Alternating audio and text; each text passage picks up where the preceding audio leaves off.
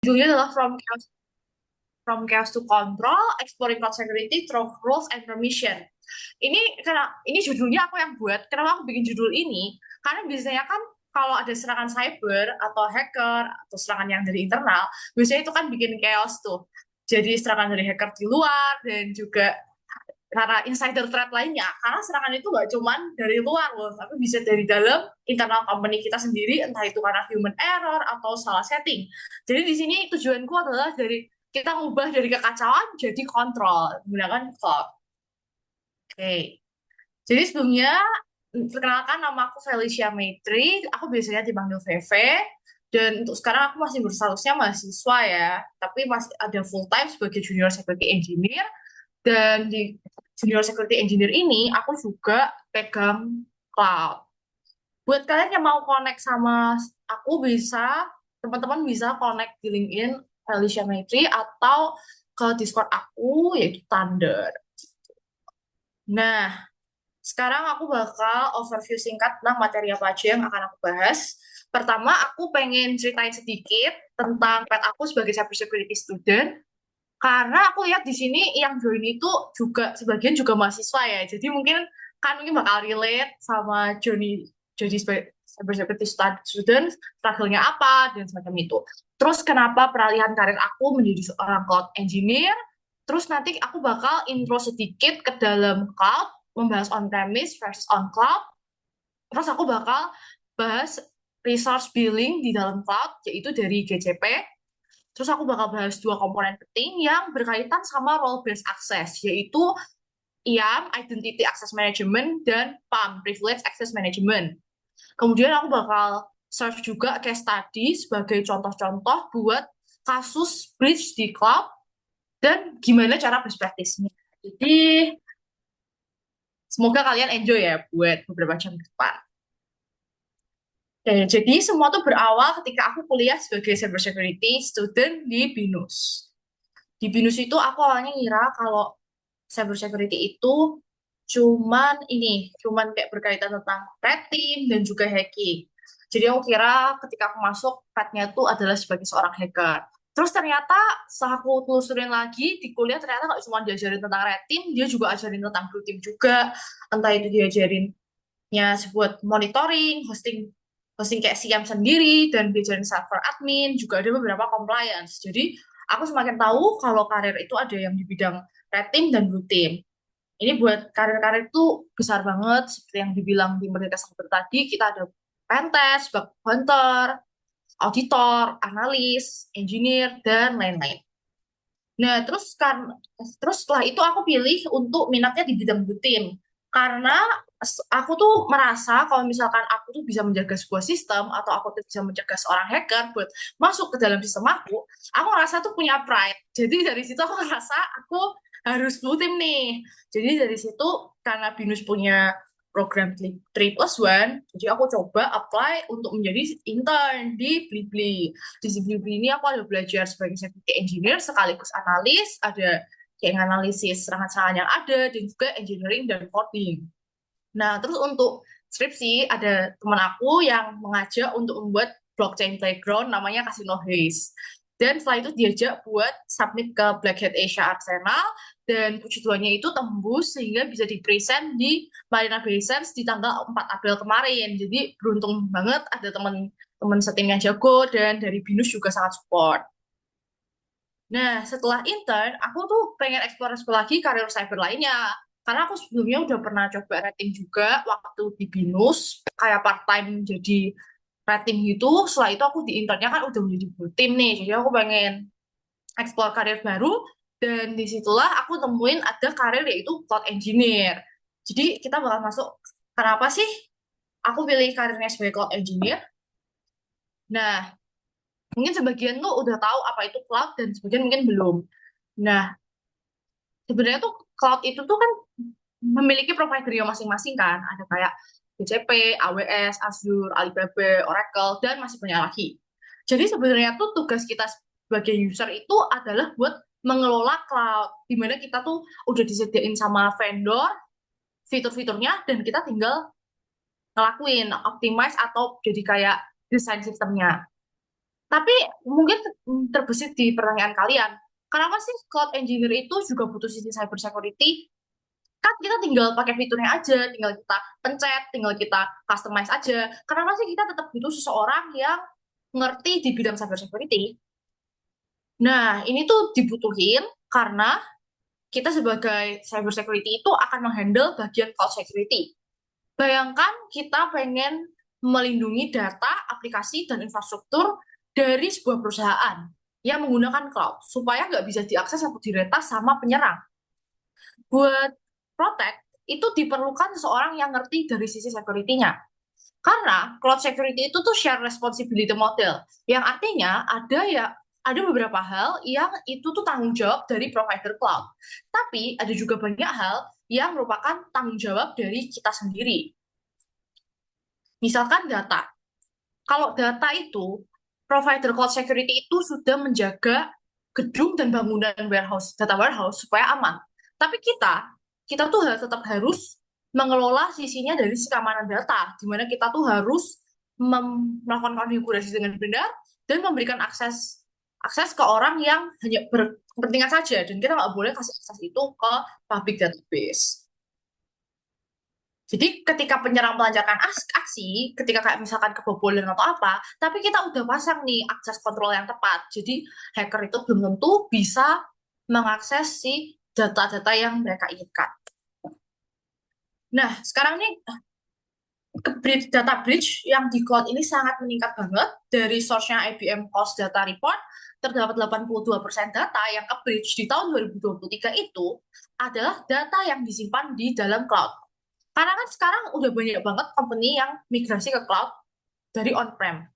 Jadi mereka tuh otomatis datanya hampir semua tuh di cloud, atau ada sebagian yang di cloud dan sebagian itu enggak. Tapi karena masalah konfigurasi cloud yang salah atau human error, jadi ada data breach di mana penyerang-penyerang tuh bisa mendapatkan informasi-informasi penting dari cloud karena dia terpublik.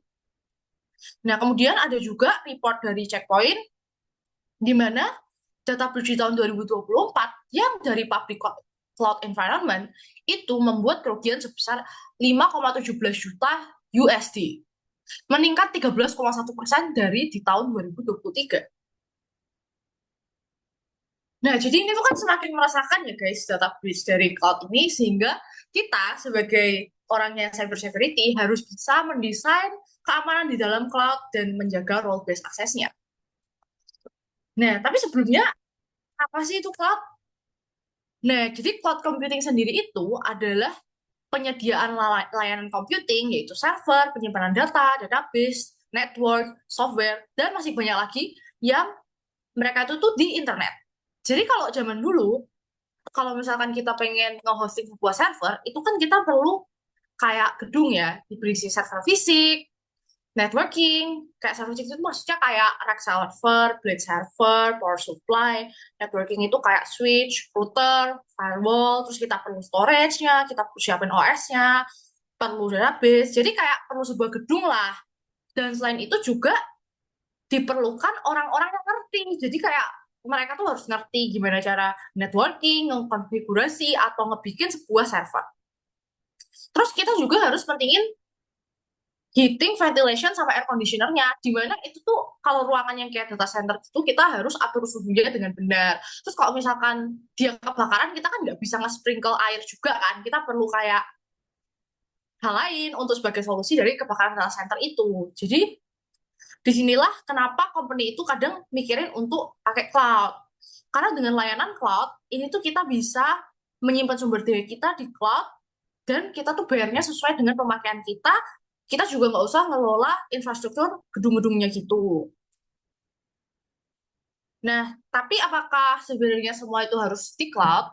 Nggak juga, karena kalau dari cloud, sisi positifnya adalah dia tuh nawarin fleksibilitas, dan kayak kita nggak perlu repot-repot lagi kan. Jadi kita cukup dengan menggunakan fitur yang diberikan oleh providers, misalkan GCP, kita cukup tinggal membuat VM dan lain-lainnya. Tapi sometimes ada beberapa data yang memang kita perlu kan tetap on-premise, seperti rahasia negara, data confidential, dan data transaksi-transaksi yang mungkin nggak bisa nih kita pesan ke provider, kita harus hosting sendiri. Terus kalau misalkan dari segi biaya, Cloud itu memang mesti kebanyakan lebih murah kan, karena dia lebih efisien. Tapi sebenarnya nggak selalu begitu. Cloud itu nggak selalu lebih murah. Tetap ada case di mana cloud itu akan bisa jadi lebih mahal. Misalkan kalau perusahaan kalian itu perlu spesifikasi custom atau spesifikasi yang terlalu tinggi, di mana satu satu instance, satu kayak layanan di cloud, satu instance-nya itu tuh nggak nyampe ke spesifikasi kalian, sehingga mungkin di kalian bisa pakai satu mesin, tapi di cloud perlu beberapa mesin, jadi billingnya nanti kan berkali lipat. Jadi ada sometimes ada data yang memang lebih baik on-prem. Nah, untuk cloud, cloud sendiri itu terbagi jadi tiga ya. Ini adalah perbandingannya. Dia ada infrastructure as a service, platform as a service, dan software as a service. Nah, kalau yang di bagian infrastructure as a service, provider itu udah manage untuk virtualization, server, storage, dan networking-nya. Sedangkan untuk kita cukup manage application, data, runtime, middleware, dan OS-nya. Untuk contohnya dari IaaS itu adalah AWS, IBM Cloud, Microsoft Azure, dan Google Compute Engine. Kemudian kita masuk nih ke yang lebih sedikit kita manage, yaitu platform as a service. Di mana yang perlu kita manage itu adalah application dan data. Kalau ini tuh contohnya ada di AWS Elastic Beanstalk, AWS Lambda, OpenShift, dan Heroku. Dan yang terakhir itu adalah software as a service. Ini tuh di-manage oleh semuanya oleh provider cloud. Tapi diri kita sendiri itu masih perlu memanage customization-nya. Jadi misal data ini kan kita manage-nya bareng-bareng ya. Kan provider udah ngelindungin supaya data kita aman, jadi tugas kita nih yang harus untuk ngelakuin proteksi supaya akun kita aman dan data kita tuh nggak bisa diakses oleh pihak yang tidak berwenang. Contohnya itu ada di Google Apps, Microsoft Office 365, Gmail. Nah, pokoknya itu udah termasuknya SAS. Nah, sekarang kita bakal masuk ke salah satu contoh dari Google Cloud. Contoh dari cloud, itu aku pilihnya GCW, Google Cloud Platform. Di bagian resource and billing. Nah, jadi ini aku ada highlight 6 fitur di GCP yang mungkin paling sering dipakai atau paling sering lah kalau orang tahu gitu. Yang pertama itu ada Compute Engine VM. Nah, Compute Engine VM ini merupakan infrastructure as a service untuk kalian tuh bikin VM. Jadi misal nih kalian itu pengen nge-hosting sebuah VM.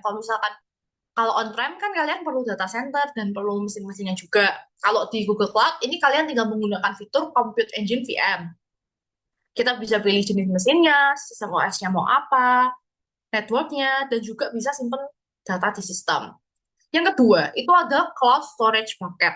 Cloud Storage Bucket itu adalah kayak untuk menyimpan objeknya. Dia itu bisa menyimpan data dengan jumlah besar. Jadi storage bucket ini buat simpan biasanya simpan file, gambar, video, dan lain-lain. Tapi dalam jumlah banyak. Yang ketiga tuh ada Cloud SQL. Cloud SQL itu merupakan layanan database yang bisa keintegrasi sama kayak MySQL, PostgreSQL, SQL Server. Di sini tuh dia bakal ngelolain patch, backup, dan ketersediaan dari database. Nah, terus keempat ada BigQuery. BigQuery itu layanan data warehouse yang bisa buat analisis data, kayak analisis big data gitu. Jadi kita tuh bisa jalanin query-query SQL buat ngelakuin data analisis di BigQuery. Terus yang kelima itu ada Cloud Function. Jadi kita bisa jalanin codingan sebagai respons terhadap peristiwa-peristiwa tertentu yang terjadi di cloud. Kita nggak usah kelola servernya, kita cukup jalanin codingan di Cloud Function. Dan yang keenam itu ada Cloud Run, di mana kita bisa menjalankan semua aplikasi berbasis kontainer dan mereka tuh bakal otomatis billingnya naik turun sesuai dengan permintaan. Kita bisa pakai aplikasi apapun selama dia tuh ada di kontainer. Nah, ini buat fitur-fiturnya. Sebenarnya fiturnya itu sangat banyak banget. Dia ini yang aku bahas juga. Kalau misalkan kalian pengen pengen explore lagi, fiturnya itu bisa dilihat di link ini yang Products Compute ini. Di sini tuh mereka bakal kasih kayak apa aja sih fitur-fiturnya, terus mereka juga jelasin gimana cara kerjanya, jadi bisa lah. Kalau misal kalian pengen, dia juga kasih tutorial. Jadi buat misal kalian kalau misalkan ada kompetinya yang pengen bermigrasi ke GCP itu bisa banget di sini. Oke, dan sekarang kita bakal masuk ke bagian billing. Untuk billing di cloud sendiri, dia itu ada dua sistem, yaitu yang pertama capacity based billing, di mana dia akan kita tuh bayar sesuai dari resource yang kita ini, udah pesen. Kalau yang consumption based itu adalah PS Go. Jadi kita tuh ngebayar resource berdasarkan penggunaan resource yang kita gunakan. Kok di GCP dan AWS dan Azure itu mereka PS Go. Ini adalah di sini juga ada nih pricing kalkulator. Jadi misal kalian pengen mengestimasikan cost dari cloud yang kalian pakai, itu bisa di website ini kalian bisa ngeestimasiin. Jadi misal kalian itu teman-teman pengen estimasiin compute engine nih, kita bisa nih pilih buat tipenya, service type-nya, terus kalian mau berapa instance dan untuk berapa jam penggunaannya. Juga tuh di sini ada OS-nya, bisa disesuaikan dengan project kita compatible sama OS yang mana. Kemudian ini ada tipenya, ada CPU dan RAM-nya juga. Ini tuh ada perinciannya sendiri-sendiri lah, dan kalian tuh harus temuin mesin yang cocok untuk project kalian. Nah, terus di sini tuh ada region itu adalah di mana mesin kalian itu bakal di hosting. Jadi di negara apa nih buat yang bangunannya itu. Nah, setiap negara kita tuh bisa pilih negara yang kayak paling deket aja sama kita atau yang memang kita mau. Dan setiap negara itu biaya hostingnya itu beda-beda. Ini kalau misalkan ganti negara dia bakal naik. Kalau yang low CO2 tuh yang dia bebas emisi gitu wilayahnya. Jadi kemungkinan akan lebih mahal dibandingkan kita pilih yang biasa. Jadi kalau kalian misal pengen simulasi-simulasi, gimana sih kalau misalkan nge-hosting di cloud dengan project aku mau di-hosting dengan kapasitas segini, itu kalian bisa buka di pricing kalkulator. Untuk AWS sama Azure, mereka itu juga punya pricing kalkulator. Oh ya, dan untuk yang resource ini, nanti tuh setiap provider itu juga sebenarnya punya resource yang mirip-mirip. Kayak Compute Engine itu sama kayak AWS EC2 dan Cloud Storage Bucket itu sama kayak AWS S3 Bucket. Jadi setiap provider itu, mereka itu punya fitur ini, cuman namanya aja yang beda, cuman fungsinya mirip-mirip kok. Jadi kalian feel free banget kalau kalian mau pakai vendor apa aja buat cloud kalian. Oke, sekarang abis aku overview sedikit tentang intro ke cloud, sekarang aku bakal masuk ke bagian identity access management. Ini tuh komponen yang menurut aku menarik karena ini tuh sangat penting sebenarnya untuk di sebuah perusahaan untuk secure data kalian. Nah, jadi security itu kan sebenarnya dasarnya menciptakan keamanan di dalam, di mana kita tuh mencegah para hacker buat masuk, di mana kita tuh biasanya nge-defense internet kita itu biasanya pakai WAF atau kita melakukan security hardening. Tapi gimana kalau misalkan si bad guys inside kayak insider threat itu ada di dalam company kita sendiri? Kan sekarang itu zaman udah maju ya, dimana orang tuh udah teknologi maju banget, perusahaan juga banyak mostly yang remote working, terus juga sekarang udah banyak banget serangan phishing, social engineering, dan kayak banyak banget tawaran menggiurkan yang bisa membuat orang baik menjadi orang jahat. Nah, jadi di sinilah nih IAM ini penting banget. Di mana IAM ini akan mengelola identitas setiap user di dalam perusahaan dan bakal mengelola hak akses mereka di aplikasi, data, atau sistem organisasi. Istilahnya, who can do what on which resource. Jadi dengan adanya IAM, ini tuh kejahatan di luar dan di dalam itu bisa kecegah. Kenapa? Kalau misalkan di luar nih, misalkan hacker berhasil mencuri kredensial seseorang dan masuk ke dalam cloud-nya. Tapi kita ada nih IAM, kita udah mengimplementasikan identity access management. Jadi hacker yang udah kadung masuk, mereka akan kesulitan nih untuk mengakses resource-nya, atau bahkan tidak bisa karena kita udah tutup nih aksesnya di IAM. Terus kalau misalkan ada insider threat, yaitu orang yang di dalam company kita sendiri yang pengen melakukan kejahatan, mereka juga kita udah pasang permission yang tepat. Jadi mereka akan kesulitan juga buat ngelakuin kejahatan. Buat identity access management itu tuh ada 4 komponen yang penting. Komponen penting: administration, authentication, authorization, dan audit. Nah, untuk administration sendiri itu tuh admin dari cloud. Jadi tugasnya si admin itu adalah untuk melakukan provisioning, updating, dan deprovisioning account. Provisioning itu adalah kayak membuat account atau membuat akses. Jadi dia tuh membuat role based access untuk sebuah akun atau seseorang. Kalau updating itu mengupdate akses-akses apa yang bisa dilakukan dan nggak bisa dilakukan oleh orang itu. Kalau di provisioning itu adalah untuk kayak menghapus lah, lebih ke kayak menghapus akunnya dan kayaknya dia kayak menghilangkan akses dan di provisioning.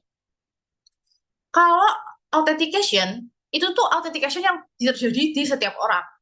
Jadi kalau misalkan orang itu mau mengakses cloud atau mengakses sebuah resource, mereka itu perlu authentication.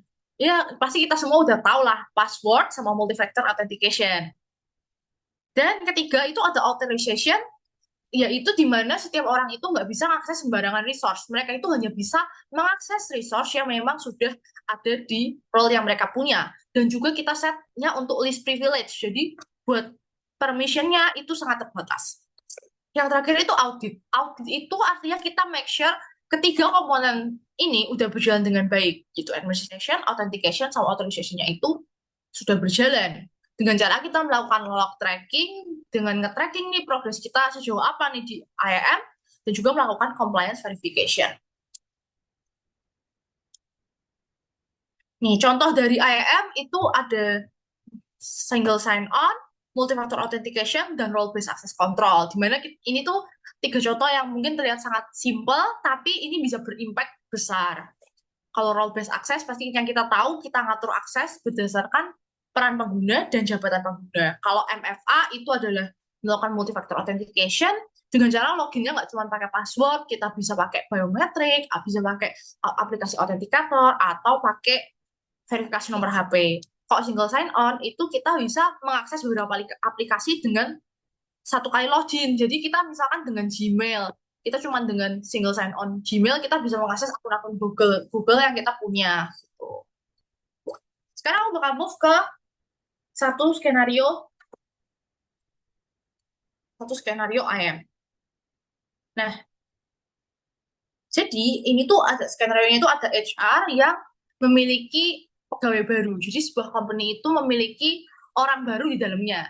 Jadi biasanya kalau misalkan ada orang baru itu, HR itu akan meminta tolong kepada admin untuk membuat provisioning new account. Di sini tuh adalah IAM bekerja. Jadi nanti HR akan memberikan kayak listnya, kayak nama user atau nama user, role jabatan dia apa, dan akses dia di cloud itu sebagai apa aja. Kemudian nanti security admin akan menerima request dari HR dan membuatkan user account yang sesuai dengan request dari HR itu.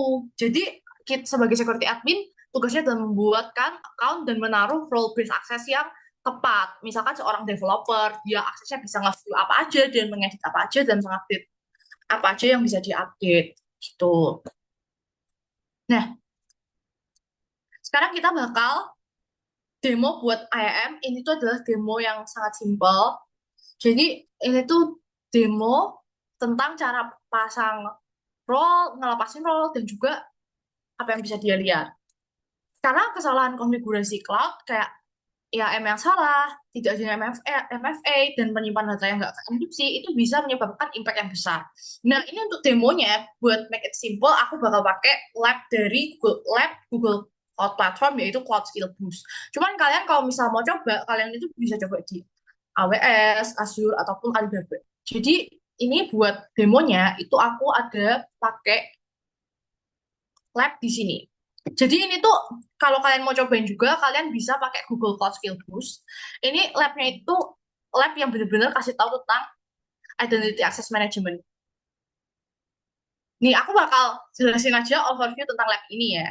Jadi lab ini itu adalah lab yang akan mengintroduce kita gimana sih caranya pasang pasang Identity Access Management dan gimana juga cara lepasnya dan apakah kalau misalkan seorang itu sudah nggak jadi viewer dari sebuah project, dia masih bisa akses projectnya atau enggak. Jadi di sini tuh skenario-nya ada dua orang user nih. Jadi di lab ini itu ada dua orang user. Buat user pertama itu admin, tapi kalau user kedua itu cuman dikasih akses no view aja. Nah, jadi ini tuh Ini adalah kita bakal masuk ke Google Cloud Platform. Ini kalau kalian mau demo, ini bisa banget. Kalian tinggal buka Google Cloud Skill Boost aja dan masuk ke labnya yang Security Engineering. Jadi ini tuh Google udah kasih platform buat kita belajar bareng. Dan jadi gini, ini adalah tampilan dari GCP. Jadi kalau misalkan kalian punya GCP, nanti tampilannya bakal seperti ini. Ini tuh adalah project kita. Project kita tuh adalah Quick Lab GCP 04. Ini projectnya, ini resource yang kita pakai, dan ini billing kita. Tapi ini kan demo aja ya, jadi nol. Nah, sekarang kita bakal masuk ke menu Identity Access Management. Nah, sebelumnya aku juga bakal login juga ke user kedua. Eh, oh ini ternyata kita udah dianggap login ke user pertama nih. Jadi dia auto login. Nanti aku logout lagi. Nah, jadi ini tuh adalah view dari Identity Access Management.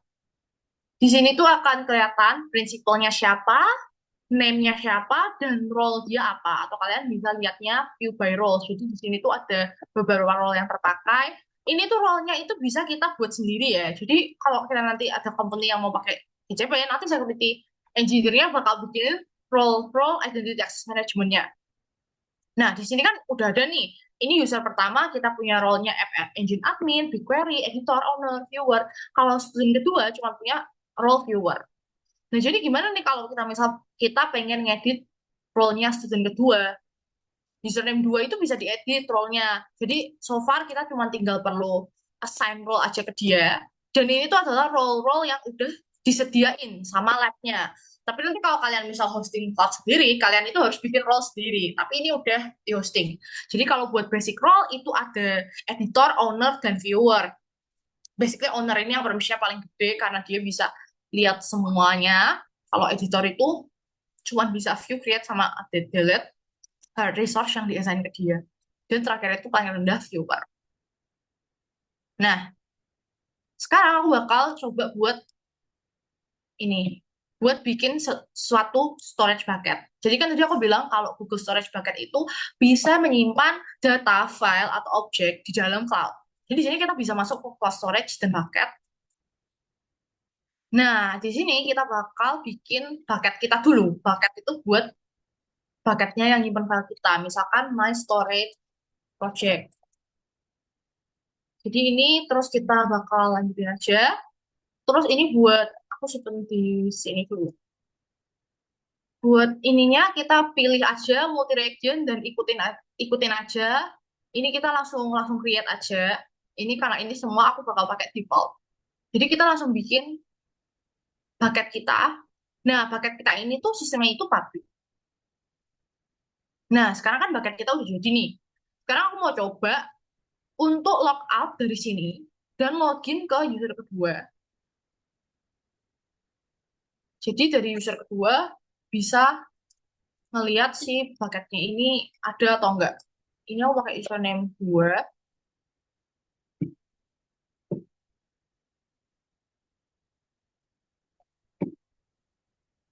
Nah, sekarang si username gue ini di sini tuh role-nya cuman menjadi viewers dari project QuickLab GCP 4 ini. Jadi dia nggak bisa ngedit atau dia tuh nggak bisa buat ubah-ubah di dalamnya. Sekarang aku tuh juga bisa sih buka buka identity access management-nya. Dan dia di sini jadinya viewer. Sekarang aku mau lihat si bucket yang udah aku buat tadi, yaitu dia ada di cost storage bucket. Nah, di sini kita bisa lihat kalau bucketnya itu udah ada. Oke, ini akunnya udah jadi orang kedua ya. Sekarang aku akan logout lagi dan balik ke akun pertama. Ini memang karena ada karena satu browser ini maafkan ya satu browser ini cuma bisa di satu akun doang. Jadi aku harus gonta-ganti buat ininya login logoutnya maafkan. Jadi kan tadi kita udah login ke orang kedua dan kita lihat orang kedua tuh bisa lihat resource-nya kan. Jadi sekarang kita balik nih ke orang pertama lagi yang tadi ngebikin si bucketnya.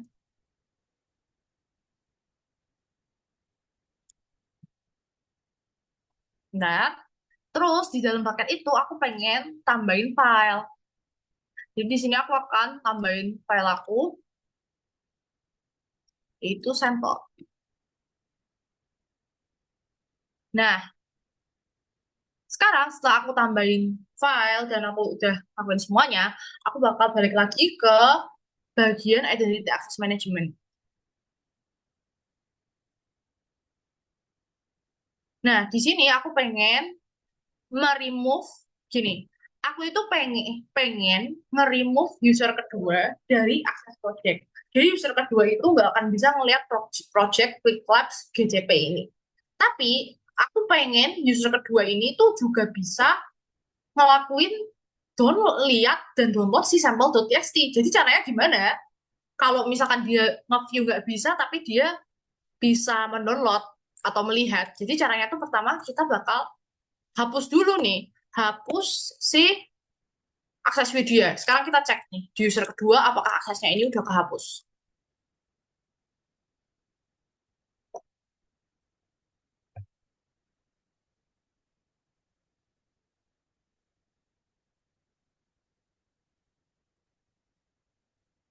Nah, ternyata belum, harus harus di logout lagi kayaknya. Bentar, ini memang sering ini kayak konflik gitu karena ini kan aku di satu browser tapi aku ngelakuin 2 kali login kan. Jadi di sini tuh sering susah untuk nge-save ininya. Jadi aku mau cek buat user kedua apakah dia udah gak bisa ngeliat project yang tadi aku kasih.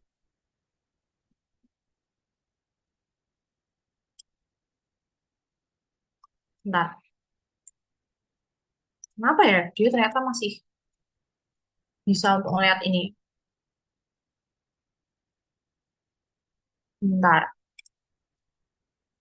kayaknya ini harus harus aku refresh dulu deh.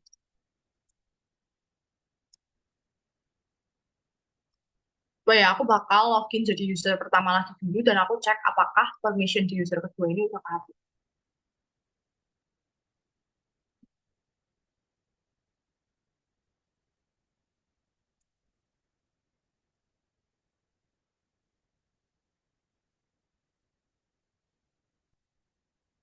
Bentar.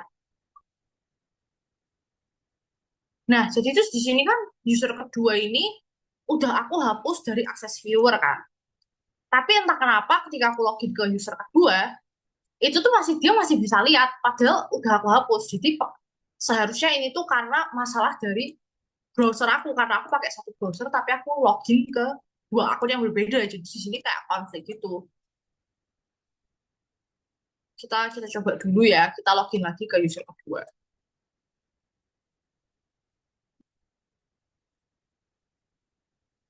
Nah, bener nih. Jadi karena user kedua ini udah aku remove aksesnya, sekarang dia itu sudah nggak bisa lagi ngeakses si project DCP ini. Tapi sekarang aku pengen supaya user kedua ini cuma bisa ngakses cloud bucket. Nah, caranya gimana? Caranya supaya user kedua cuma bisa mengakses cloud bucket aja, tapi nggak bisa mengakses project ini adalah dengan cara aku tambahin dia role lagi. Role lain di IAM. Jadi aku bakal balik login lagi ke user pertama. Enggak.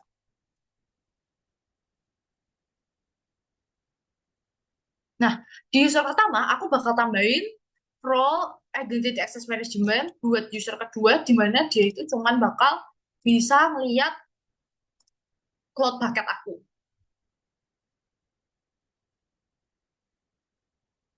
Nah, tapi kok kalian yang pengen cobain juga, kalian bisa ke Google Cloud Skill Boost. Nanti aku kasih link. Nah, jadi di sini aku mau jadiin user kedua itu masih tetap bisa ngelihat ke dalam bucket. Jadi di sini aku tinggal tambahin principal baru yaitu user kedua. Nah, di sini tuh udah disediain role di sini nih, add cloud storage permission. Di sini kita bisa nge-grant akses ke user kedua dengan cara memberikan role cloud storage object viewer. Nah, jadi di sini kita bisa cari role yang memang diperlukan oleh user kedua. Nah, di sini kita akan save role buat user kedua. Jadi user kedua ini nggak bisa view ke project ini, tapi dia punya akses ke dalam objek yang ada di dalam paketnya. Nah, sekarang buat ngecek, ngecek user kedua ini udah punya akses atau belum, kita logout lagi dan kita login lagi jadi user kedua.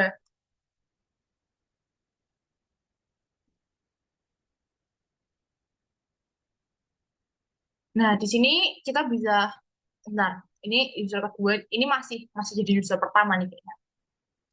Masih kayak nge-collect lagi. Kita harus login ulang sih. Karena memang dari tadi itu ketika aku logout sama login, si usernya itu kayak masih nge-stay di user sebelumnya. Mungkin karena ini kesalahan aku, cuman pakai satu browser doang. Aku harus kembali ke user dulu.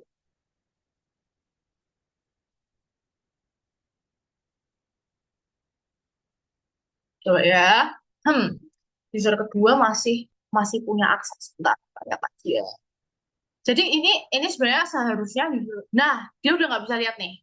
Bener nih, dia udah nggak punya akses. Tapi kita sekarang bakal cek apakah user kedua ini bisa mengakses file yang ada di cloud storage bucket tadi. Kita coba cek pakai Cloud Shell. Nah, jadi Cloud Shell ini tuh adalah kayak terminalnya di Google Cloud yang bisa buat kita menjalankan komen-komen yang kita perluin. Cuman mungkin kalau aku jelaskan komennya satu-satu itu akan terlalu panjang. Mungkin kita bisa di kesempatan yang lain ya, kalau mau jelasin komen-komennya gitu. Oke, jadi kita sekarang udah ada di dalam Cloud Shell dan kita pengen tahu nih, pengen tahu si paketnya apa. Jadi kita cukup pakai pakai ini, komen GSU util list si GS bucket Google Storage bucket name ini. Jadi ini tuh komennya, bentar, GS, kita klik dulu aja. Ini tinggal kita kopas si bucket name kita aja.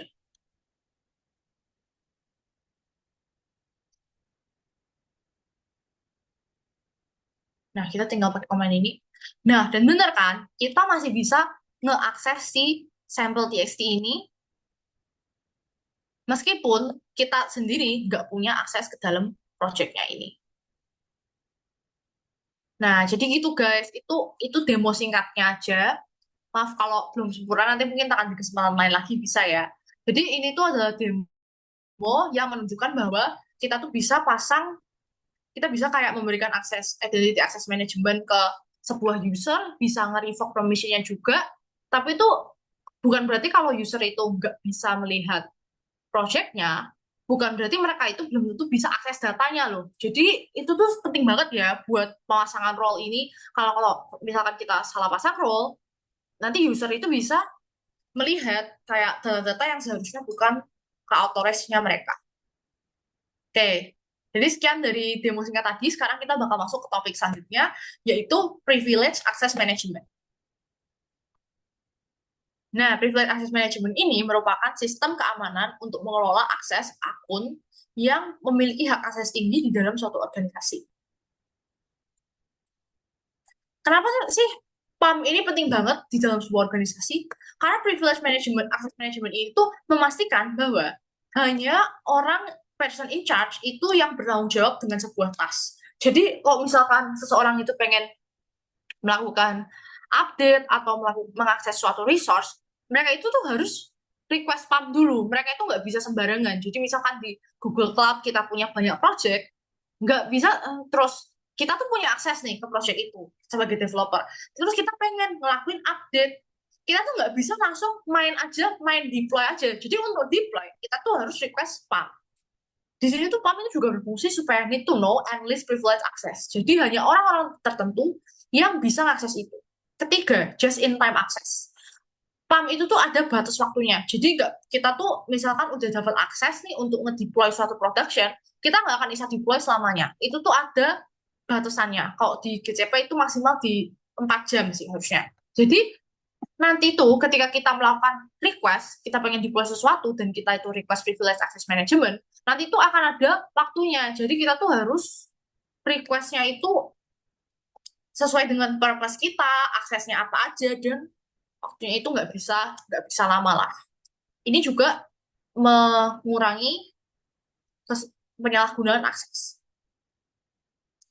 Nah, di sini tuh aku ada kasih sebuah skenario ya.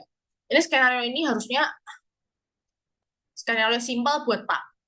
Jadi gini, misalkan ceritanya ada seorang developer yang pengen update projectnya di server production.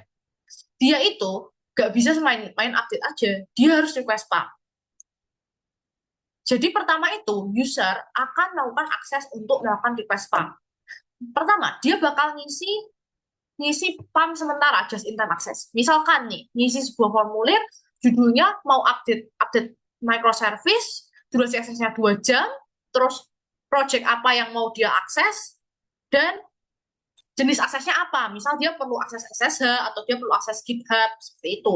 Jadi tuh nanti, si developernya itu tuh harus request dulu ke dalam ini kita. Jadi kayak si Quick Labs ini kan nama projectnya. Jadi dia tuh harus request mau ngakses project ini dulu dan mau ngapain aja dan berapa jamnya itu.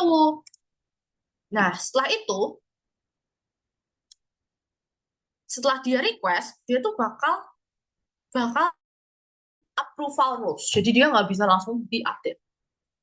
Pertama, kita tuh si user itu setelah request, dia itu bakal kayak mungkin melakukan verifikasi ya, bisa dengan verifikasi OTP, password, atau apa. Tapi verifikasi yang bagus itu adalah verifikasi menggunakan face recognition. Jadi, user itu akan menelepon atau membuat meet untuk ke IT security.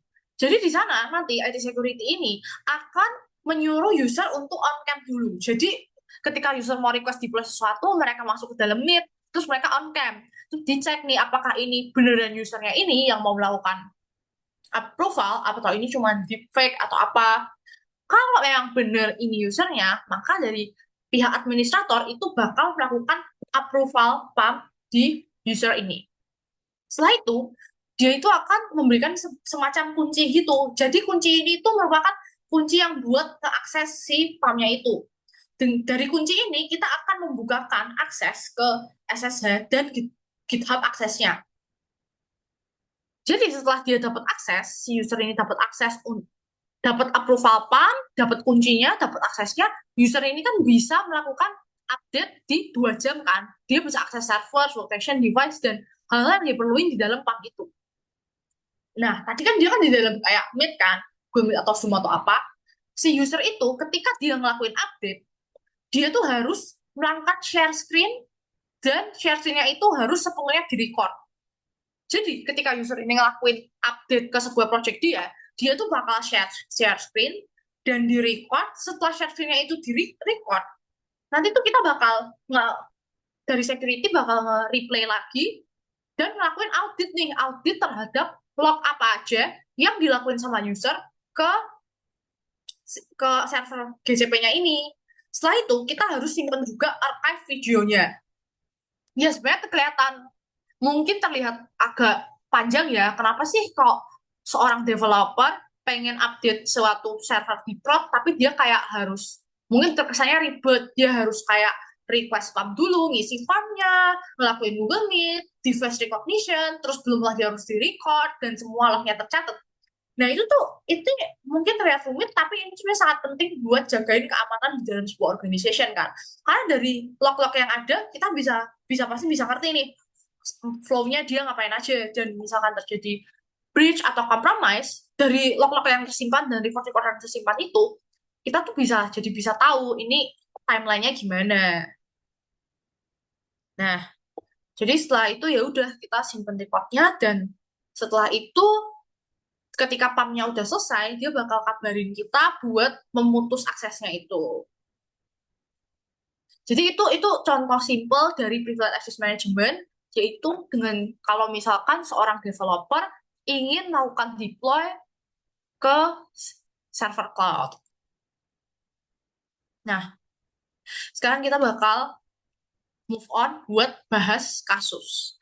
Jadi kan dari dulu itu sebenarnya banyak banget kasus di mana cloud computing ini terkena data breach kan.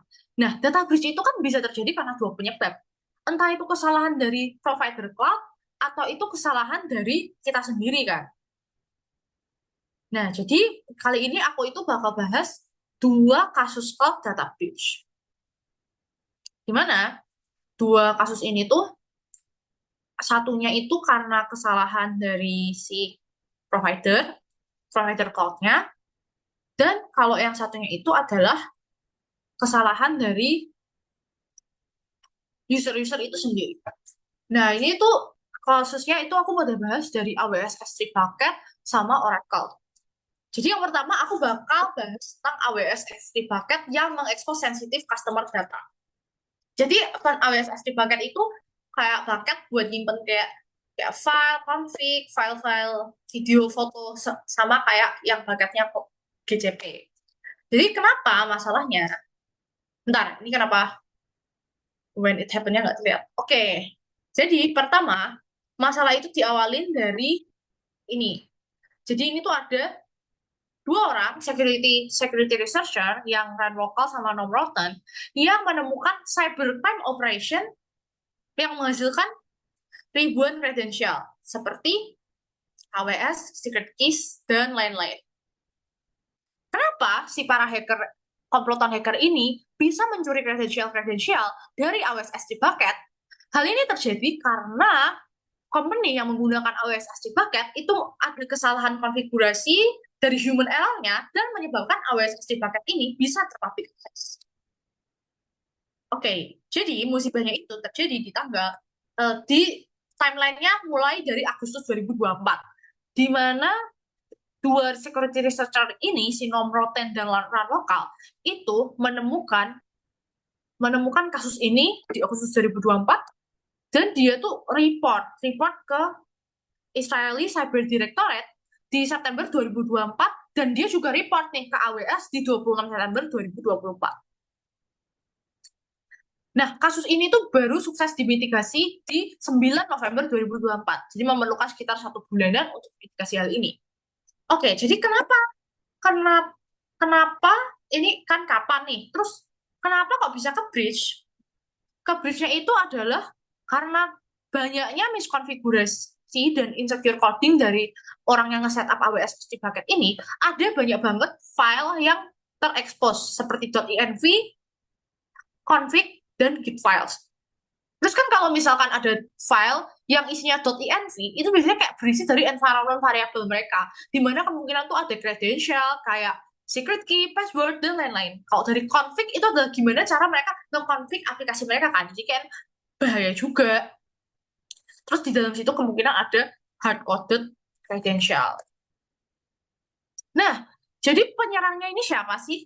Jadi penyerangnya ini tuh adalah APT, Nemesis, dan Shiny Hunter. Jadi dua kelompok hacker ini itu mereka melakukan discovery phase dan exploitation phase. Fase pertama itu mereka tuh ngelakuin scan. Mereka nge-scan website yang menggunakan IP address, IP listnya AWS. Jadi mereka nge-scan dulu nih website apa aja nih yang pakai AWS. Habis itu mereka nganalisis SSL sertifikatnya, terus mereka pakai Shodan.io juga buat cari targetnya. Setelah itu, mereka itu juga cari endpoint apa aja yang ada, misalkan apa .config, .env. Jadi si attacker ini tuh nge-scan semua website yang ada di IP address-nya AWS. Mereka juga scan juga ada endpoint yang terbuka dan file apa aja yang terpublish. Nah, kalau kalian pengen tahu, di GitHub itu tuh banyak banget tools yang bisa nge-scan public AWS bucket. Jadi kalau misalkan kalian pengen melakukan apa sih vulnerabilities assessment atau kalian pengen nyari bug, sekarang itu kalian bisa cari di GitHub tools buat nge-scan AWS S3 bucket yang public. Jadi dari tools di GitHub itu kalian bakal scan semuanya dan mungkin akan terbuka nih data leak apa aja yang ada. Tapi ini udah di fix, jadi aku belum tahu kalau sekarang masih ada nggak yang kayak gitu. Harusnya nggak. Kedua, kan si Nemesis sama Shiny Hunter ini udah berhasil nih nemuin endpoint yang ada dan juga nemuin file-file yang terbuka nih. Ya udah mereka nge-extract sensitive data. Apalagi kalau misalkan frameworknya kayak Laravel, WordPress, dan lain-lain itu mereka tuh ngambil ngambil sensitif datanya. Terus mereka juga pakai shell Emperor tools buat nge-remote si akses mereka. Dan dari situlah tuh mereka nyuri itu credential kayak database, server email, AWS credential, dan lain-lainnya. Terus akhirnya mereka ngejual itu di Telegram sama di dark web yang perlu diakses pakai Tor. Jadi itulah flow-nya. Jadi flow-nya dari mereka lihat, mereka nge-scan banyak yang S3 bucket yang public, terus mereka pakai Shodan IO sama analisis sertifikatnya, mereka dapat endpoint-nya, dari dapat endpoint itu mereka makin maju lagi nih exploit-nya nih pakai pakai remote shell, terus mereka juga langsung misconfig-nya dari Laravel itu mereka exploit dan ya udah deh akhirnya mereka udah berhasil nge-expose credential. Buat dampaknya ada lebih dari 2 terabyte data yang udah klik dari ribuan organisasi. Terus ya udah infrastruktur credentialnya, AWS IAM, dan ini tuh ininya semua AWS yang secret manager, salah, AWS IAM, S3 bucket, dan lain-lainnya itu tercuri dan udah dijual sama mereka. Jadi setelah itu ya udah, jadi kayak hacker-hacker dan para penjahat itu yang dapetin data mereka bisa buat dipakai buat phishing, penipuan kripto, dan analysis data access. Jadi buat memitigasinya itu si AWS dan AWS security teams-nya mereka langsung langsung bertindak buat nge-notify orang-orang yang udah pasang bakatnya itu public supaya mereka bikin private. Terus juga di dalam S3 bucketnya itu mereka harus remove semua hardcoded credential atau mereka pakai tools yang AWS Secret Manager. Terus mereka juga harus rajin buat nge-scan kayak Nikto dan di search buat melihat apakah ada directory file yang menyimpan informasi sensitif. Terus juga mereka pakai WAF buat deteksi. Terus jangan lupa buat ganti password token secara berkala. Nah, jadi tuh sebenarnya simple guys. Ini tuh skenario-nya sangat simple, cuman dari kelihatan dari S3 bucket yang terbuka, terus karena penyerangnya itu nge-scan, dari mereka nge-scan dan mereka nemuin endpoint itu, ya udah deh banyak banget hal yang ke-exploit. Kayak terus juga kalau misalkan mereka pakai folder .git-nya nggak ditutup, mereka memungkinkan attacker buat download semua source code dari project mereka. Terus juga ada webpack config, itu juga kan bahaya juga ya kalau misalkan di public jadi kelihatan bisa dari mereka dapat informasi ya udah mereka bisa mengembangkan exploit itu. Nah, kalau si Emperor Tools sendiri ini benar-benar karena mereka udah pakai Emperor Tools, si tools ini bisa kayak jalanin komen, upload download file, dan juga pasang-pasangin malware lainnya. Ini makin kacau nih, makin kayak banyak exploitnya. Terus juga nih, kalau ini nih misalkan AWS IAM itu bisa buat mengakses cloud dari korban. Kalau sama mereka tuh bisa kemungkinan dapat kredensialnya itu dari database MySQL atau itunya. Juga ada wallet wallet key crypto. Jadi mungkin ini terkesannya simple, cuman masalah konfigurasi public sama private non-public itu bisa membuat breach yang gede. Jadi sekarang memang harus eranya least privilege akses digital. Nah, sekarang aku bakal bahas kasus kedua yaitu Oracle. Nah, kalau Oracle ini tuh kejadiannya itu adalah dari exploit salah satu CVE yang ada. Dan kita bakal masuk ke Oracle. Jadi pertama, Oracle ini kronologinya ada di Februari 2025, di mana ada threat actor yang namanya Rose 87168. Dia itu diduga berhasil melakukan eksploitasi vulnerability di loginnya Oracle Cloud. Jadi, vulnerability yang dia exploit itu adalah CVE 2021 35587. Di mana dia itu bisa mengakses ngakses ini Oracle-nya itu tanpa authentication. Jadi dia akan menjalankan Oracle Fusion Middleware 11G. Pokoknya tuh si Rose ini berhasil buat exploit si loginnya Oracle Cloud kan, karena kesalahan konfigurasi di Oracle Cloud. Habis itu tuh si Rose ini mengontak si pihak Oracle, cuman Oracle itu kayak kayak ini nggak deny kalau dia tuh ada breach gitu. Terus dia juga bilang, dia juga juga ini ngeklaim dari Wayback Machine Capture kalau dia itu udah berhasil nge-exploit vulnerability-nya di Oracle Cloud gitu. Terus dia klaimnya dia udah curi 6 juta data authentication termasuk Java Key Store, password SSO, dan LDAP yang terenkripsi, Enterprise Manager GPS keys, dan katanya lebih dari 140.000 tenan itu berpotensi terdampak. Nah, awalnya dia kontak Oracle dan dia itu sebenarnya minta imbalan. Dia bakal katanya menghapus data dari data yang udah dia exploit dari breach itu bakal dia hapus asalkan Oracle mau kasih dia imbalan.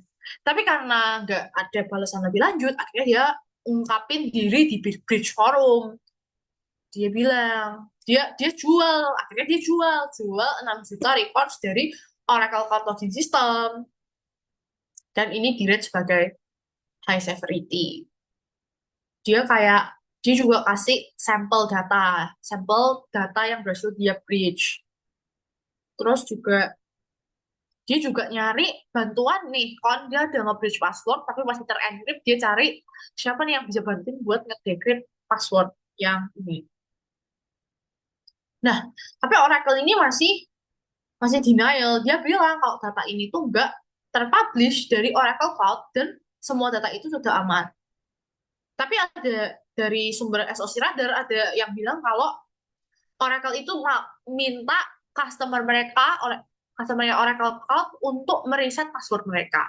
Jadi dia bilangnya enggak, kalau datanya enggak ke ini ke breach, cuman dia tetap minta buat si pelanggan mereka buat reset password. Nah, akhirnya habis itu kita dilakuin investigasi, terus kayak dan akhirnya pun 2025 akhirnya datanya tuh ke breach di Maret ini. Di Maret tanggal 25 Maret 2025 dan sampel datanya ke breach dan dia si Rose itu ngerilis 10.000 line sample of stolen data. Di situ ada kayak records-nya dari SSO, LTAP, dan masih banyak lagi. Jadi kayak masih ini sih. Jadi ini si Rose ini berhasil ngelakuin istilahnya zero day exploit lah ke Oracle Cloud. Dan akhirnya si Oracle ini di tanggal 9 April dia udah mulai ngingetin buat sama pelanggannya kalau ada data breach yang terkena di customer mereka.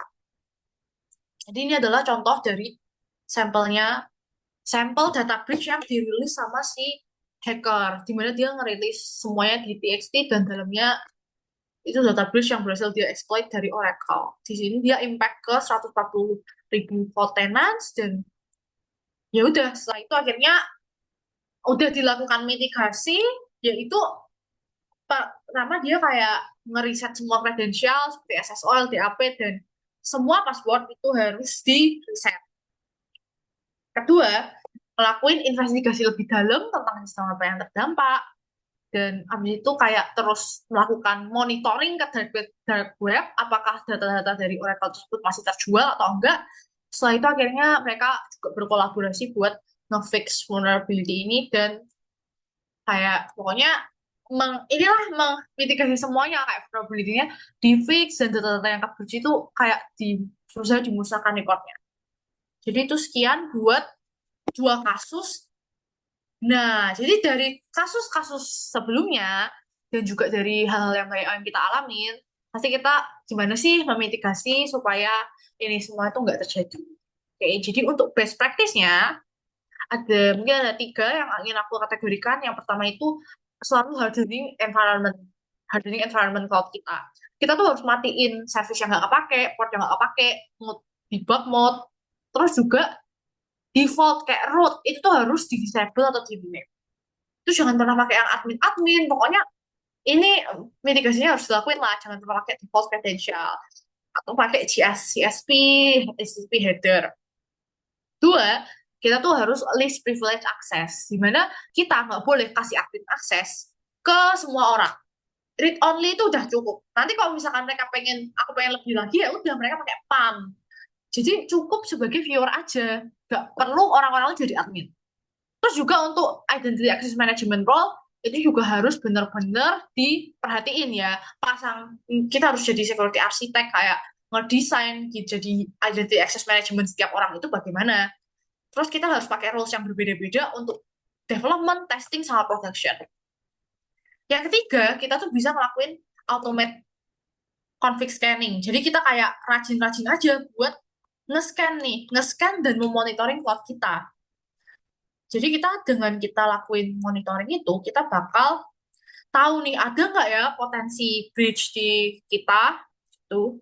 Nah, ini toolsnya ada, kita bisa pakai Scott Suite, Crawler, Kubebench, dan kita bisa integrasiin cloud kita di CI/CD platform. Nah, jadi untuk presentasinya itu aja guys dari aku. Jadi aku mohon maaf juga kalau misalkan masih ada salah-salah kata ya. Jadi itu aja sekian dari aku dan kita masuk ke sesi Q&A aja. Kasih.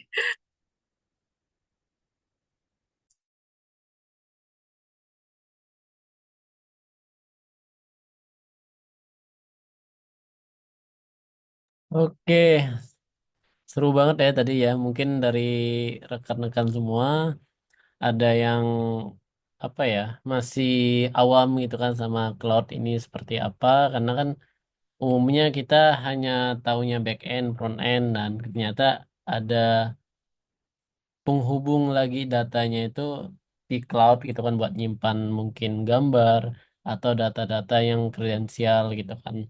Supaya kalau misalkan kalau kita simpan di server kan takutnya nggak nggak kuat server buat nampungnya gitu makanya disediain cloud seperti itu. Oke, mungkin saat ini kita buka untuk session pertanyaan ya rekan-rekan semua. Bentar. Boleh ya untuk sesi pertanyaannya kita buka dua arah. Kita ada yang raise hand juga boleh. Yang chat juga kita buka ya sebentar. Sebentar. Hmm, host dan host. Ya, pertanyaan kita buka. Tapi kita prioritaskan yang raise hand dulu ya rekan-rekan semua.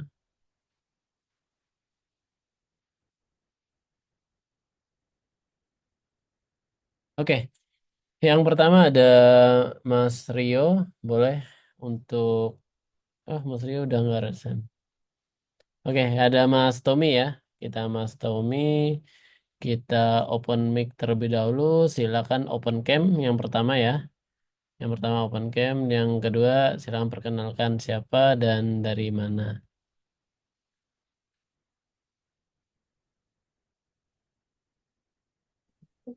Bentar.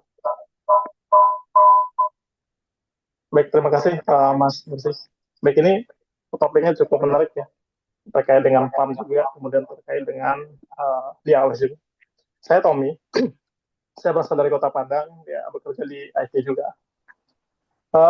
Jadi ada satu pertanyaan yang cukup mengelitik di telinga saya ini.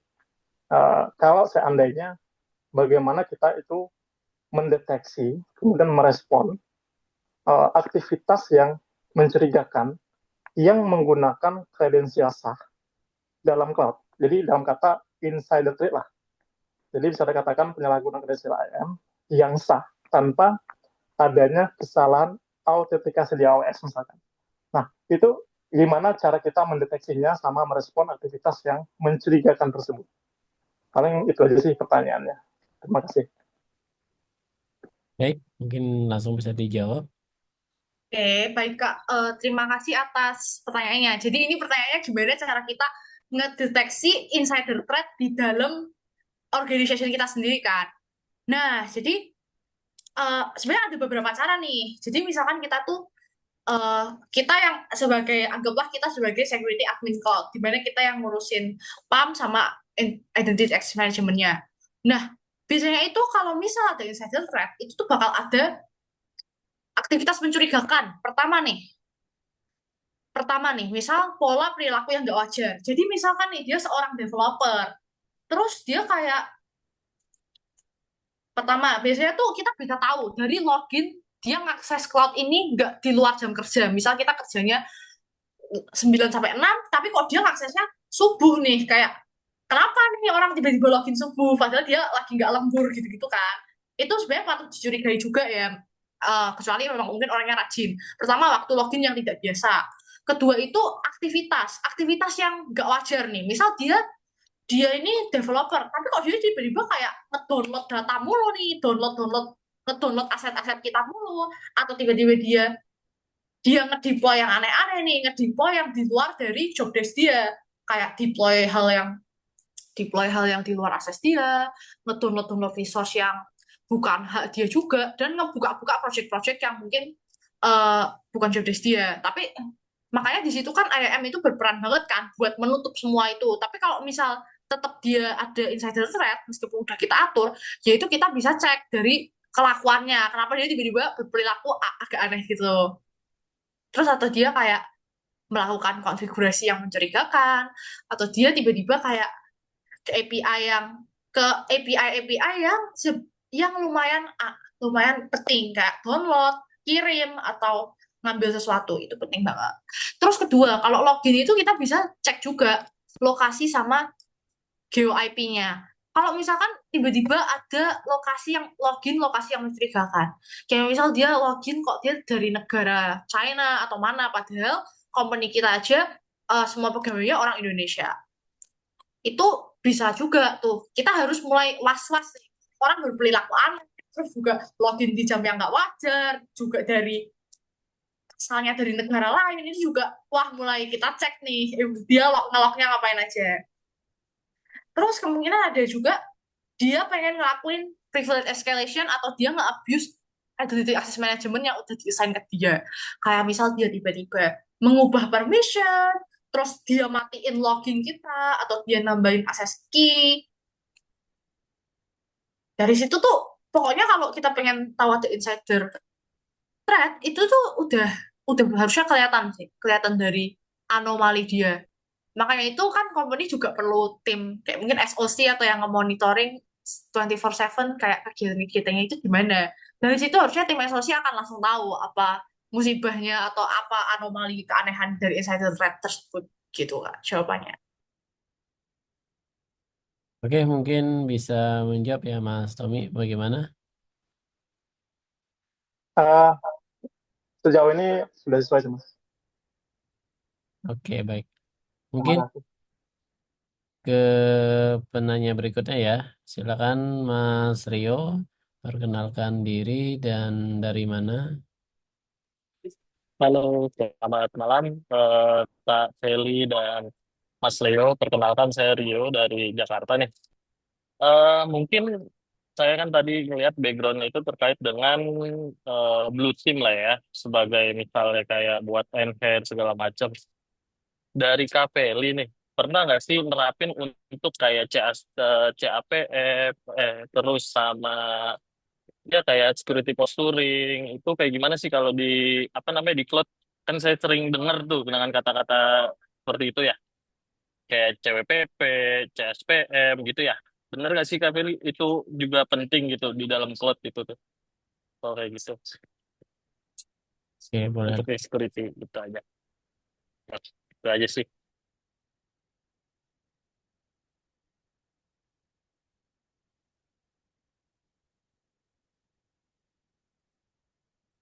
Belum kebuka suara. Oke. Jadi untuk security posturing di cloud ya, itu kalau sebenarnya kalau di cloud tuh saya belum nge-explore sedalam itu sih buat buat security posturing, karena di real life case-nya sendiri jujur saya belum pernah ngelakuin. Tapi kalau menurut pendapat saya ya sebenarnya yang seperti yang kakak bilang, yang pakai kayak CSPM, terus audit dan monitoring dan lain-lain itu penting banget. Kita harus menerapkan cloud security posture di real life kita, seperti kita pakai tools yang Prisma Cloud misalkan atau AWS Security Hub. Terus kita harus rajin audit polisi IAM kita, nge-scan misconfiguration, dan kita aktifin alert atau ngeintegrasiin cloud kita dengan Siam atau SOA. Itu sangat penting, karena kalau misalkan kita gak melakukan security posturing, ya pasti bakal banyak banget threat dari dalam maupun luar. Tapi maaf, untuk implementasinya aku belum belum pernah, maksudnya belum terlalu full implementasiin, karena itu juga belum ke job desk aku banget gitu.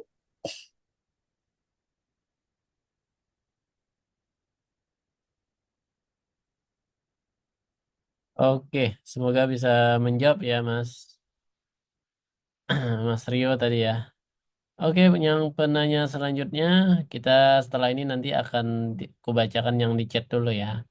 Mungkin kita sampai jam 21.40 untuk session pertanyaannya. Baik, Mas Nakano, boleh open cam terlebih dahulu.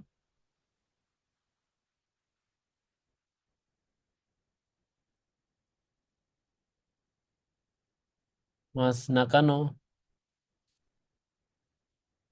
boleh open cam terlebih dahulu.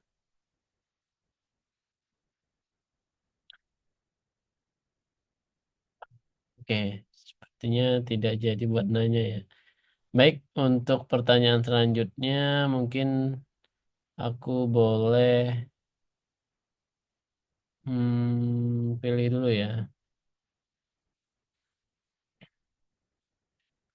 Oke, oke.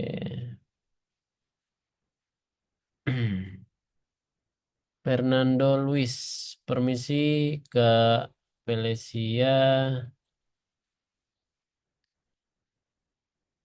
Sepengetahuan saya, meskipun banyak yang sudah menggunakan cloud service, tetapi masih ada yang masih menggunakan on-prem. Kira-kira itu alasannya kenapa ya? Mungkin bentar-bentar. Felicia. Baik, terima kasih untuk Fernando atas pertanyaannya. Jadi kan sekarang kan kita memang mostly udah beralih ke cloud karena fleksibilitas sama biaya yang murah. Tapi sometimes company itu masih untuk beberapa tuh pakai pakai on-prem. Karena mungkin pertama dari segi datanya ya, mungkin datanya itu terlalu rahasia, kayak data rahasia negara atau rahasia perusahaan yang harus memang mereka harus on-prem atau tentang biaya gitu. Terus juga sometimes on cloud itu nggak selalu pasti akan menjadi yang lebih murah. Karena aku baca beberapa artikel di Medium, kalau ada salah satu company di luar yang masih memilih untuk menggunakan on-premise. Karena dia pilih untuk menggunakan on-premise itu dikarenakan servernya itu spesifikasinya dia tinggi banget. Kayak dia pakai CPU core yang banyak, RAM-nya 2 terabyte, terus dia juga punya SSD 15 terabyte server. Nah, terus ketika si company itu pengen coba untuk pakai AWS, di sana tuh nggak ada instance yang punya konfigurasi setara. Mereka harus pakai dua instance buat menyamai satu server mereka. Sehingga di situ kan biaya mereka jadi 2 kali lipat. Terus juga karena data mereka kebanyakan, kalau untuk listrik itu kan AWS itu kan bayarnya kan per gigabyte atau per resource yang dipakai kan. Kalau mereka on-prem kan listriknya mereka bisa adjust sendiri. Jadi disitulah malah on-prem ini menjadi lebih murah daripada on-cloud. Jadi memang back again disesuaikan sama kemampuan dari perusahaan dan gimana desainnya. Ini beneran ada perusahaan yang pakai kayak gitu soalnya, yang bener-bener kayak tinggi. Jadi kenapa mereka pilihnya on-prem? Baik, semoga bisa menjawab ya Mas Fernando. Em, Mungkin selanjutnya ya, teman-teman boleh resen ya, biar langsung ada feel-nya kalau nanya secara langsung seperti itu. Jadi biar enak juga gitu kan. Oke, yang ini ada pertanyaan dari Mas Rozan. Aku langsung japri ke Kak Feli. Bagaimana cara mengurangi gap komunikasi antara cloud engineer dan tim IT security terhadap implementasi cloud yang diterapkan berkoordinasi? Misal tim cloud melakukan publikasi IP cloud tanpa ada asesmen dari tim IT sehingga terjadi data breach dan sebagainya. Nah, buat itu sebenarnya lebih ke kayak permasalahan di dalam organization itu sendiri kan. Jadi makanya tuh memang perlu approval. Kita kalau bisa kita harus bikin sebuah approval. Jadi ketika tim dari cloud ini pengen melakukan sesuatu, itu kan pasti ada kayak polisi dari security-nya kan, kayak dari compliance-nya atau GRC-nya. Dari situlah ketika tim cloud itu pengen ngelakuin sesuatu publikasi atau apa, mereka itu perlu approval dulu, baik itu approval dari pimpinannya dan approval dari tim IT security. Jadi di sini tuh benar-benar GRC ini bekerja juga buat untuk mencegah kayak adanya publikasi yang nggak diinginkan dengan cara kayak di audit dulu atau dicek dulu. Jadi kayak nanti IP-nya dikasih ke IT security dulu, terus nanti tim IT security itu akan mengecek apakah IP ini memang boleh untuk dipublikasikan atau enggak. Jadi disitulah tim cloud sama tim IT security itu harus saling kayak discuss dan juga kalau bisa pakai approval yang beneran kayak dokumen atau form approval seperti itu supaya ada track record-nya juga. Jadi kalau nantinya misal udah dipublish ternyata terjadi breach atau apa, nanti tim cloud ini at least bisa bisa kayak ada evidence lah kalau ini tuh IP-nya yang dipublish ini tuh udah di-approve, tapi semua pastinya harus ada assessment-nya gitu. Baik, semoga bisa menjawab ya, Mas. Oke, wow, wow. Ini ada pertanyaan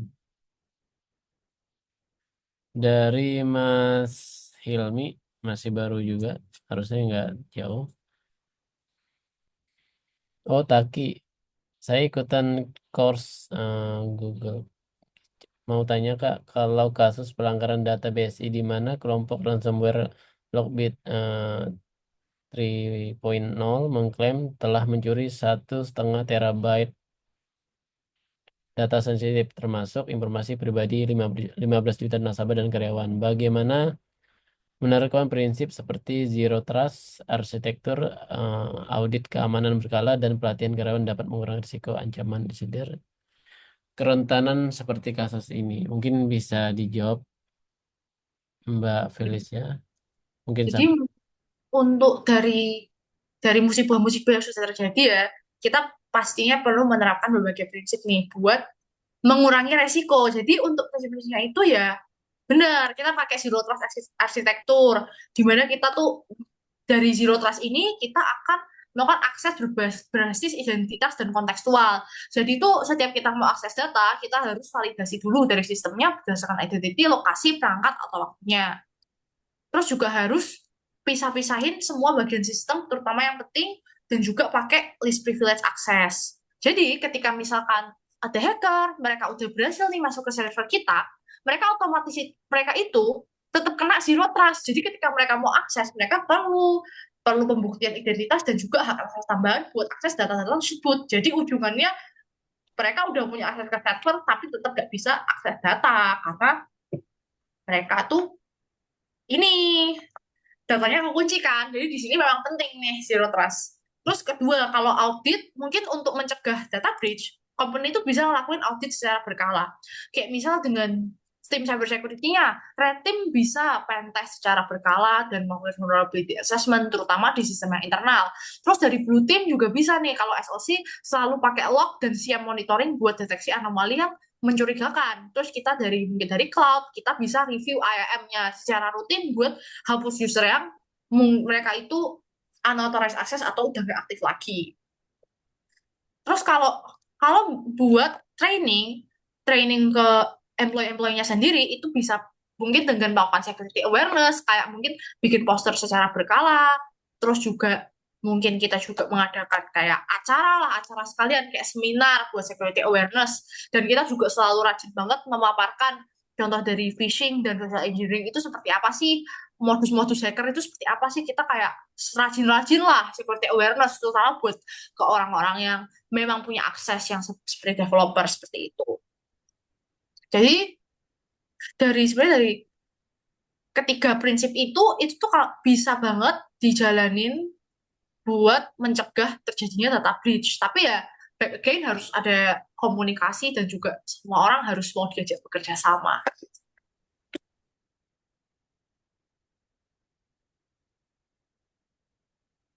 Oke, semoga bisa menjawab ya. Ini rekan-rekan boleh yang resen buat bertanya secara langsung sama Mbak Felicia, kapan lagi ya bisa bertanya langsung. Mungkin kan kalau di LinkedIn beliaunya lagi sibuk, itu kan agak lama, agak slow respon seperti itu. Jadi ini harapannya dengan praktisinya langsung, dengan pengalaman beliau, mungkin bisa langsung untuk ditanyakan secara lebih details.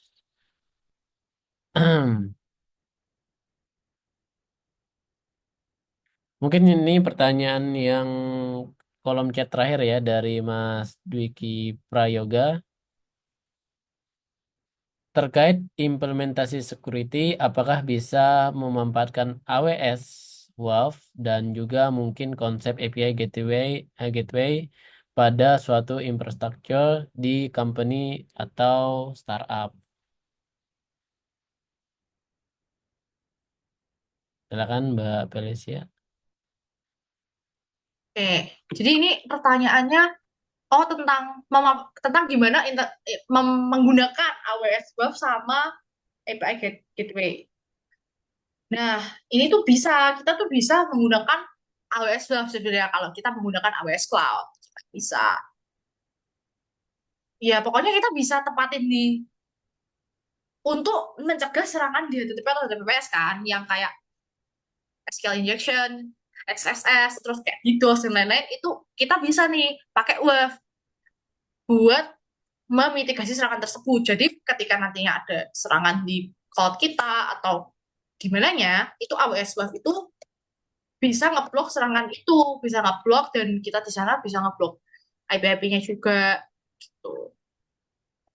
Nah, untuk kalau API gateway itu tuh dia kayak semacam proxy atau gerbang aman buat semua API, di mana API gateway itu bakal kayak ngaturin authentication dengan cara IAM, NITO, Lambda, terus mereka bisa red meeting, logging dan monitoring, dan juga terintegrasi sama AWS Lambda, ECS, dan DynamoDB. Kita tuh bisa mengkombinasikan keduanya. Kayak kita terapin aja dengan Lambda, ECS service, dan semua microservice lainnya. Karena setelah kita kombinasiin, maka kedua tools tersebut akan membantu kayak filter traffic yang jahat sebelum masuk ke backend. Mereka juga bisa ngelindungi dan melindungi dari automated attack dan bisa kasih zero trust. Jadi kedua alat tersebut cukup bagus sih untuk dikombinasikan ke dalam melindungi AWS Cloud kita.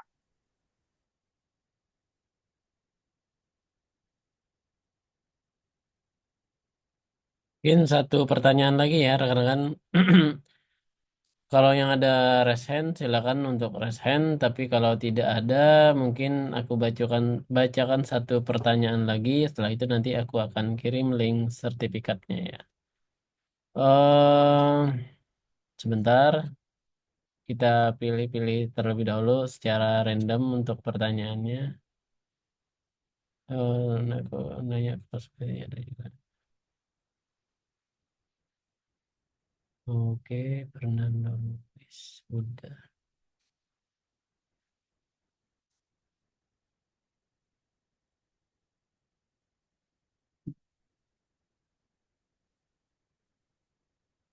Oke, pertanyaan dari Bocil Murka ini. Bentar. Oh, ini yang tadi ya, Nakano yang nggak jadi nanya ini ya. Oke. Aku mau nanya, di cloud security itu ada juga nggak sih proses of engagement activities kayak di pentester, kayak scooping sama rules of engine, eh, sebelum mulai assessment? Mungkin bisa langsung dijawab Mbak Felis. Eh, ya, ada. Jadi kalau misalkan di co-security assessment itu juga ada proses pre-engagement activities kayak hal ini. Jadi pertama kita kan bisa scoping. Scoping itu kayak menentukan ruang lingkup. Jadi kita akan menentukan nih apa aja yang bakal diuji. Apakah dia itu bakal asesmennya di AWS, GCP atau Azure. Terus kita bakal asesmennya ke yang public cloud atau juga yang hybridnya atau on-prem-nya. Terus juga kita harus lihat juga buat scopingnya, apakah kita bakal fokus ke konfigurasinya aja, atau kita bakal ke API-nya juga, atau sampai ke CI/CD-nya. Terus kita juga menentukan batasan waktu dan metode apa yang boleh digunakan. Setelah itu, kita juga pakai rules of engagement.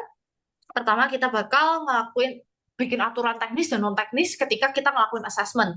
Yaitu kalau itu bisa kita lihat dari waktu atau durasi assessment, metode yang diperbolehkan seperti passive, aktif atau exploit dan lain-lainnya. Terus juga apakah dia boleh brute force atau dia boleh eksploitasi IAM dan visual installation. Terus juga siapa yang harus dihubungin kalau misalkan tiba-tiba ada gangguan.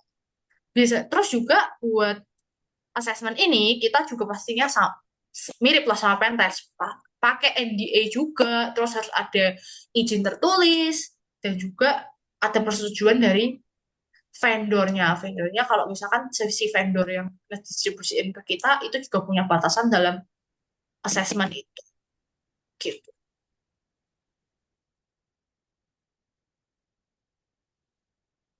Oke, semoga bisa menjawab ya rekan-rekan semua. Tadi sudah bilang kita terakhir adalah di satu pertanyaan tadi, kita sampai jam 21.40. Sebelum acara ini kita akhiri, mungkin untuk kita kasih closing dulu dari dari Kak Pelesia, mungkin satu atau dua patah kata tentang rangkuman apa sih yang tadi sudah dibahas dan apa aja yang kita pelajari sehingga apa yang nanti kita bisa sampaikan buat mungkin rekan-rekan yang nanti akan bergelut ke cloud security, apa aja mungkin diperhatikan atau pesan lah, pesan yang paling penting buat kita sebagai pemula atau yang sedang belajar atau yang sedang bekerja juga untuk saat ini. Silakan Kak Valencia. Oke, terima kasih Kak Leo. Jadi aku mau makasih banget buat teman-teman yang udah ikutin penjelasan aku dari awal sampai selesai dan maaf kalau misal masih ada kesalahan kata ya. Jadi dari tadi kita udah explore tentang kayak intro ke cloud computing, terus juga udah kayak belajar lah on-prem, on-cloud. Saya itu kayak kita juga sudah lihat-lihat juga tentang overview fitur-fitur GCP itu apa aja sih, terus cara pakai Identity Access Management gimana, dan apa itu PAM. Terus habis itu aku juga udah kasih 2 real case, di mana ternyata kasus-kasus data breach code itu tuh penyebabnya itu sangat simpel, tapi sometimes kayak dari kita atau dari organization itu kurang aware dan gimana cara best practice-nya. Nah, terus jadi buat kalian semua yang mungkin masih cyber security, aku mau bilang aja kalian tuh harus semangat semangat kuliahnya karena di topik cyber security ini tuh field-nya tuh luas banget, gak cuma sekedar kayak pentest, bug bounty, atau vulnerability assessment. Kita juga masih bisa kayak berkarir ke ranah blue team dan juga berkarir ke ranah cloud.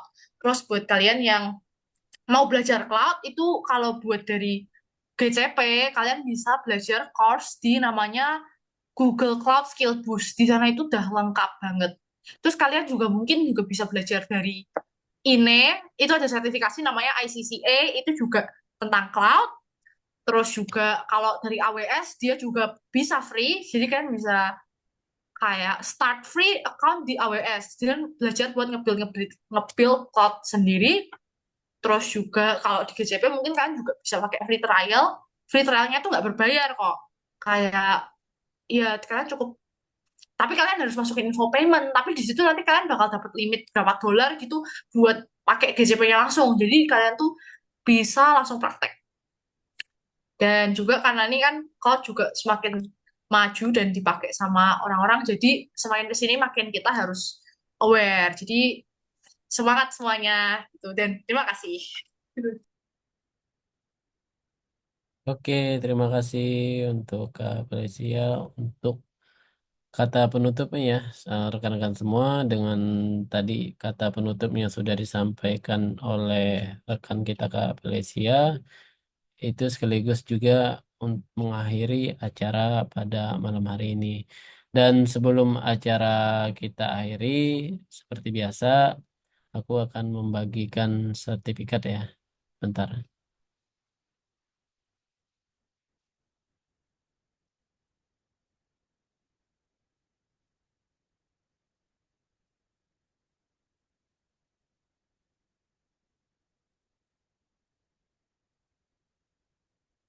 Tunggu ya.